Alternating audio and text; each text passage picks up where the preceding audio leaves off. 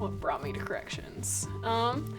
It was kind of an accident, for real. I was working food service type jobs and I hated it so much. So I just saw a posting on a job listing for Department of Corrections. I applied, and when they called me, I actually thought it was a joke. Here 11 years later, and my name is Shelby Marsh. I am a correctional sergeant at Jefferson City Correctional Center in the property room.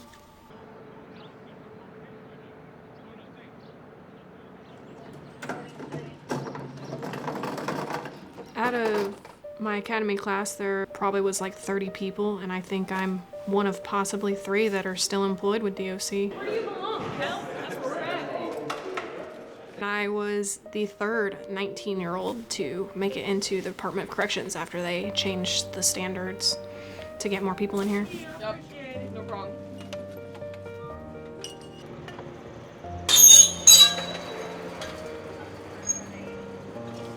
This job just isn't for anybody. Like, it does take a mental toll. It takes a toll on your family. When you think about working in prison, you think of like the movies. I don't know why, but I was like, oh, they're just gonna be stabbing each other all day. Like, there'll probably be fights. And like, I guess that didn't really bother me. Ask them about how that works. There is violence here, but the violence like the movies is not the same. I'm not sure at the time what I thought about it, but I think I was just gonna be like, I'll be okay. Like, I'm pretty chill. I don't know.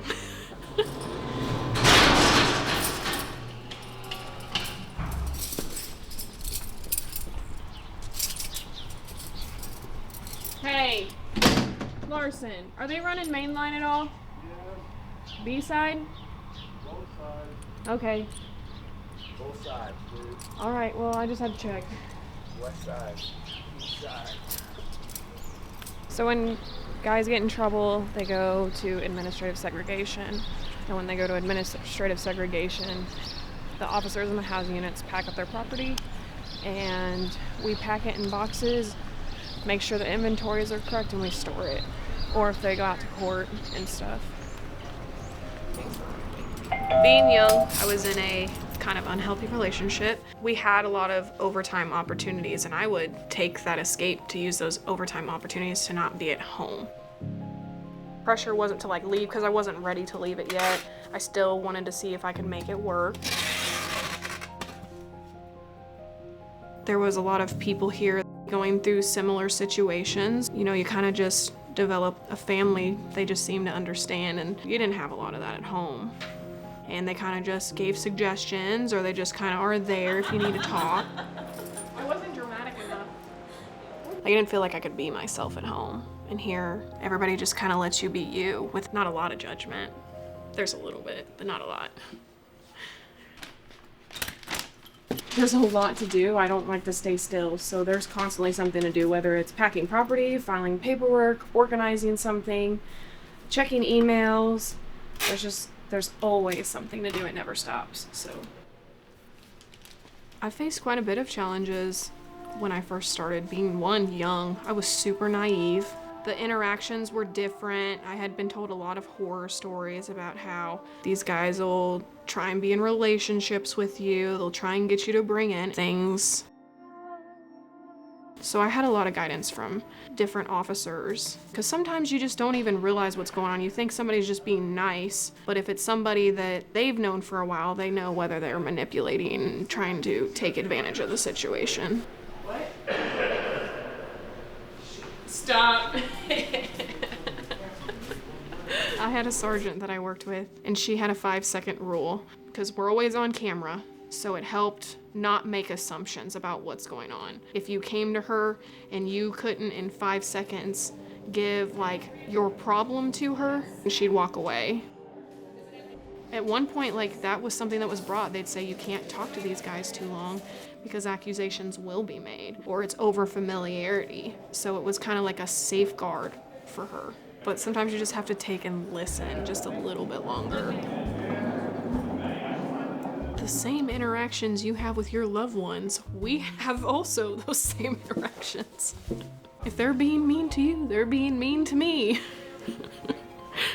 I had one the other day, like, I was trying to be nice to him, trying to calm him down, And he was like at a 10. I was like, can you breathe? And he wasn't breathing, he's still yelling. So I got at a 10 and it just like, then he mellowed out. And I was like, what is this?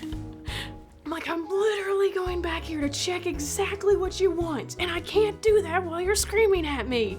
And he was like, okay. Then he apologized later and I was like, we can do the 10-10 thing. I mean, that's cool if that's what you want. I don't like it, but we can do it.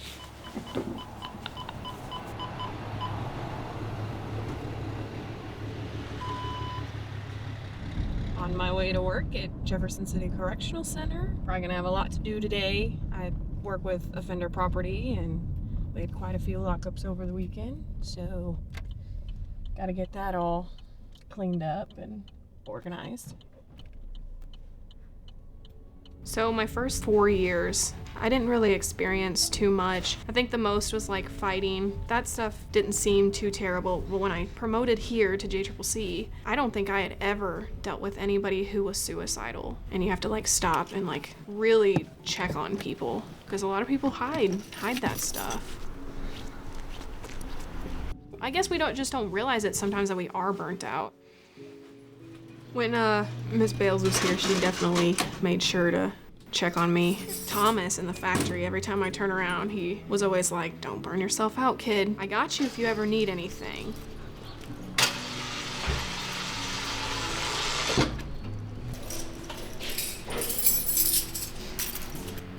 I had worked a double and a guy had tried and kill himself and he was yelling at me, telling me that I'm everything but the son of God, or the daughter of God, you know?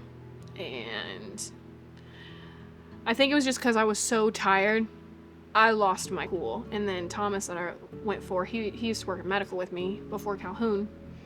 And I come up there and he's seen it in my face. Like I hadn't lost it yet. So he made me go to the nurse practitioner's office and like get myself together. I work overtime. He'd be like, you gotta slow down sometime. Oh, hello.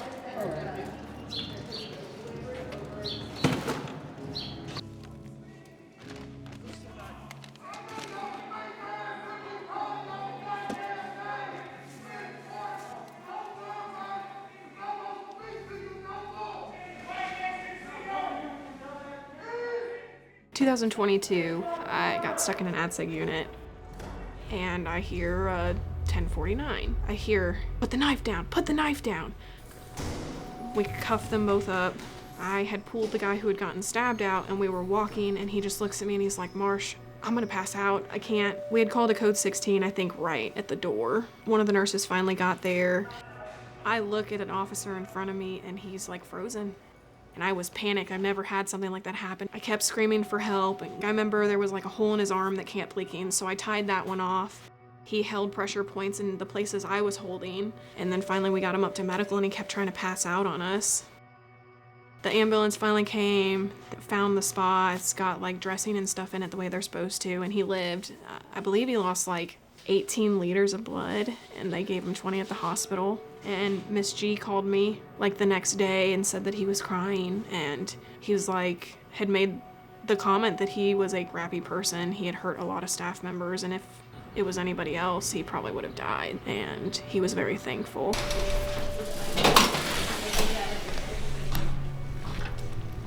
Right after that incident happened, I started to have these dreams where it was like me bleeding out and I was screaming at a staff member for help. And it didn't bother me at first, but after a while, I guess like it finally sets in that things like that had happened and the dreams happened for a while. But eventually they kind of stopped. I didn't really get help for it. I just thought it was normal. I did not think that some of that stuff bothered me, but when time goes on, you kind of start secluding yourself from other people. And I mean, I was a social butterfly at work, but when I came home, all I wanted to do was just hide, even hide from my family. I just didn't want to talk, didn't want to associate with people. Hey, Ryder. Hey, Mom. What are you doing? Here's my homework. I would go to my room and like piddle with my phone or just watch TV, and sometimes I wouldn't leave my room unless it was to cook dinner or clean the house up a little bit, and then I'd come back. Put all your shoes up. Huh? You're gonna put all your shoes up. Okay. My kid would come in and I would kind of be short-tempered with him. And I know that he missed me. He's just happy to be home. I didn't kick the home run today. I didn't kick the home runs today because remember I told you I was in pages, so. And I just started noticing that I was getting way more aggravated with things. We weren't going out and doing stuff as much. I just sent him outside rather than take him to a park or something. When you leave this place, because you're so social, whether it's with staff or offenders, I think sometimes it just kind of drains you. I can't stay. I have to work morning watch. No, it doesn't work that way. I worked last night. I have to work for morning watch for Jaegers. I'm not staying on evening shift. Bye. Since he hung up on me earlier. We have our little internet page, and there was this thing that popped up. It said something about PCIS, and I was like, oh, I wonder what that is. I've never seen it before. It was to help staff with their mental health needs, and I hit apply just to see what it is, and a couple months later, they called me, they did an interview, asked me about different situations, like or an intermediate crisis, or if like you can wait a little bit. And I was like, yeah, it's not a new thing. It happened a few years ago, a few months later, and when I went, it was nothing like I had ever experienced before. Like we had a big group discussion with everybody, where everybody like sits and talks, and then we break off into like little groups. Just not realizing what people go through. Because there were yeah. Like, cause some of them weren't even DOC related. Some of them were life experiences, you know, that they had gone through. So it was just like, I mean, there were still times where I was like, shoot, mine just doesn't seem as severe as some of these others. They assign you like a peer person, so that person's like there to check on you the whole entire time. If you ever need something, it was an awesome opportunity.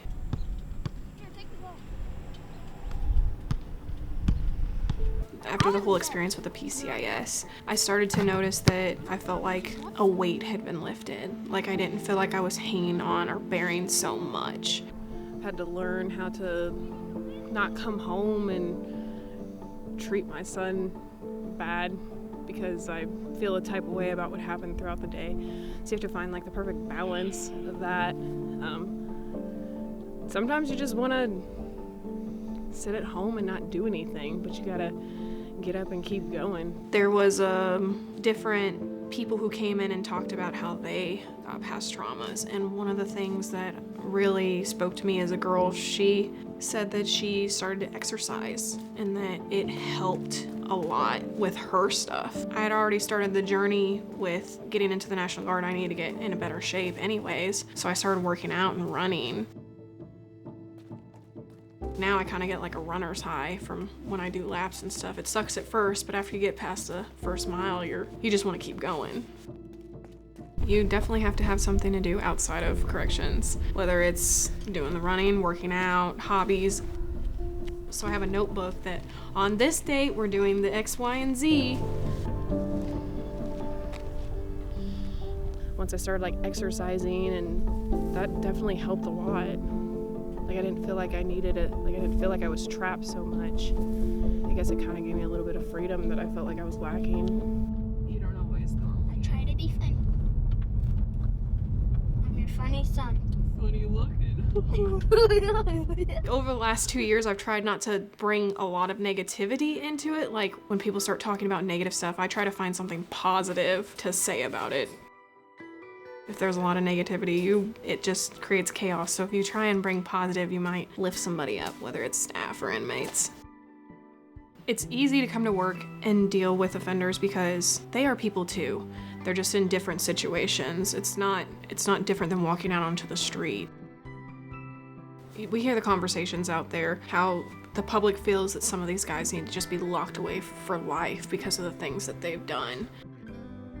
But when you work here, you get to interact with those people and you realize they just put themselves in a really stupid situation sometimes, and they didn't mean for things to go like that. But then there are people that do put themselves in that situation. We interact with a lot of people who don't want to change their lives, and you interact with a lot with people who do. When you develop certain types of relationships with some of these guys, you can pick up on things that may not be good and where they may need like help and they don't reach out. Because this is also another thing, not only for us, but some of these guys have a hard time reaching out when things are really bad for them. And we can do like mental health referrals for them and get them like help with mental health if they need it. In order to change yourself for the better, we're supposed to rehabilitate our minds, rehabilitate ourselves, come back out to the public.